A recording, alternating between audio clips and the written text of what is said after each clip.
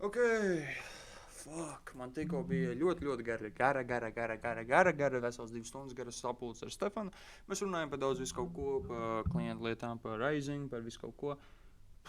Diezgan pozitīvā stāvoklī viņš ir pa pašu Rising izrādījis, ka mums pagadējais vismaz initial deal, cik cilvēki paliek. Tas nav īsti churn rates, bet cilvēki, cik paliek uz Rising no tā free trial, free trial, $1 trial, uh, ir diezgan zems. Pagaidām aptuveni kaut kādi gandrīz 60% no cilvēkiem atceļ, bet tā mums nav problēmas ar trafiku. Mēs ļoti drīz, man liekas, līdz mēneša beigām sasniegsim 1000 kopējus userus, kas ir labi. Cik cilvēki ir pierakstījies, bet cik cilvēki paliek, tur man liekas, ir tuģi zem 500 pagaidām, kaut kāda 490 kaut kas tam līdzīgs. Kā pagaidām. Tas joprojām ir ok.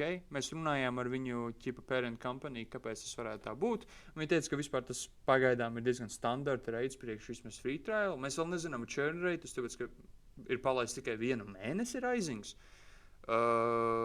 Bet pamatā jā, tas ir vismaz status par Rising, par ko es vēl runāju. Par Matīsu, diemžēl, es runāju ar Stefanu, bet labākais gadījums šeit ir, ka viņš vienkārši turpina darīt rafkatus, un es atrodu citu montētāju, kurš to var izdarīt tagad.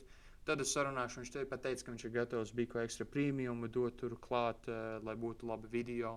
Un es atrodu kaut kādu cilvēku, kurš tiešām ir gatavs to darīt. Es izrēķināšu, cik tas viss kopēji maksās. Protams, man vajag atrast perfektu cilvēku priekš tā darba, bet man liekas, man ir pietiekami daudz kontaktu, lai es varētu atrast vismaz vienu cilvēku. Es esmu pārliecināts, ka kādu var atrast. Man vienkārši vajag fucking apsēsties un tikt ar to galā.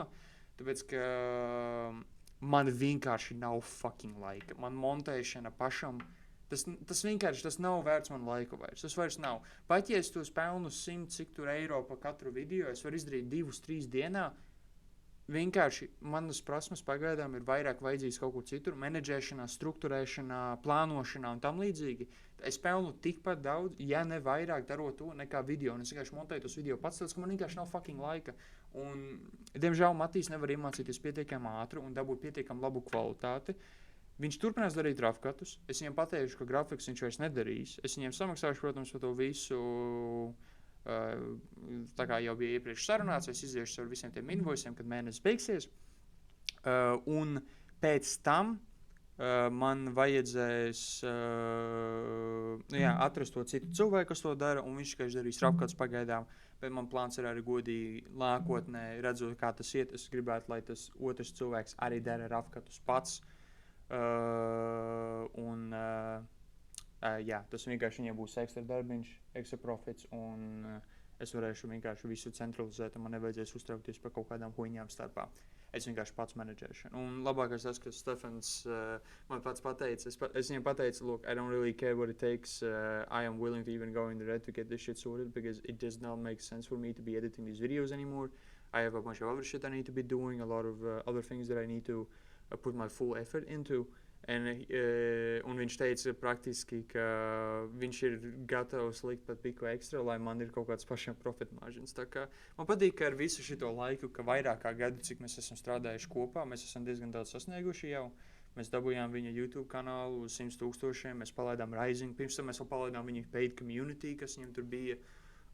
Sponsorship deals mēs dabūjām, visi tādi labi sasniegumi, kas ir ļoti forši, ka mēs ar viņu strādājam jau ilgu laiku, un tiešām viņš ir labs klients, viņš vienmēr maksā laicīgi, viņš ir diezgan pacietīgs ar mani, tā kā viņš mani pat ciena diezgan, viņš man pat stāsta, ka tu esi baigi jauns, vispār tev tik daudz, kas fucking, ko tu jau savā vecumā sasniedz, bet, es negribu sevi baigi fucking glazot, ka pašu dienu beigās es esmu autists, es esmu biku fucking retardēts, es neko nezinu. Bet, jā, un mēs arī, mēs bondojamies par to, ka mums ir ideja, kā abiem vajadzētu dabūt flipfones kaut kad. Es plānoju pa vasaru, vismaz, kad es prom, es gribu flipfone dabūt un vienkārši nelietot skariņu jutīgo. Tāpēc, ka tā nahoj, vismaz es negribu. Tā kā jā, tas vismaz plāns man pagaidām ir, tas vismaz ir par to biznesa lietu, kas man šodienai, man ir vēl jāuztaisa prototips DaVinci Resolve, kur es pateikšu godīgi, tur bija vesela epopeja par to. Man, Dāvis man pateica, Nu, ka viņam vajag šo prototipu, bla, bla, bla. Es piekrītu sākotnēji, tāpēc, ka es baigi nezināju, kas tur bija jāsaka. Nu, labi, tā vai, nu, kaut ko izdarīs. Bet tad visu laiku tas tika pastāstīts vēlāk, un tad šitas, un tad tas. Un man nebija laika, kā to darīt. Un es viņiem pateicu, nu, man vienkārši nav kāda drauša to darīt. Un ar visu godīgu cieņu. Tas nav baigi vērts to. Viņš teica, 250 mārciņas, kas ir kaut kā 300 eiro aptuveni par to projektu izdarīšanu. Bet pagaidām, ja tas man prasa vairāk kā vienu dienu, tas reāli nav to fucking vērts. Tā kā, jā, es labāk vienkārši likt savu fokusu kaut kur citur un nedrīksties ar to. Un, jā, tas, ko var vēl fucking stāstīt reāli? Nu, es esmu noguris, protams, es esmu sasvīdis, man vispār atsūtīja beidzot ziņu Justins par kaut ko citu.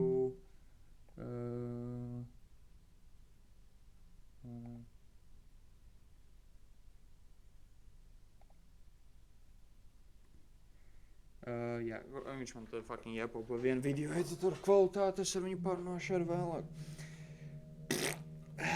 Kaut kā tā, bļāģi, vecīgi.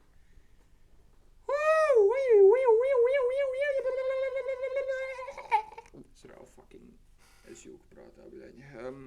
Jā, bet rītdien es eju pakaļ skatīties mašīnu, un tad es eju, ja es viņu nopērku, es eju skatīties tehnisko apskati, un ja es izdaru to, tad man fucking, jā, kaut kas vēl.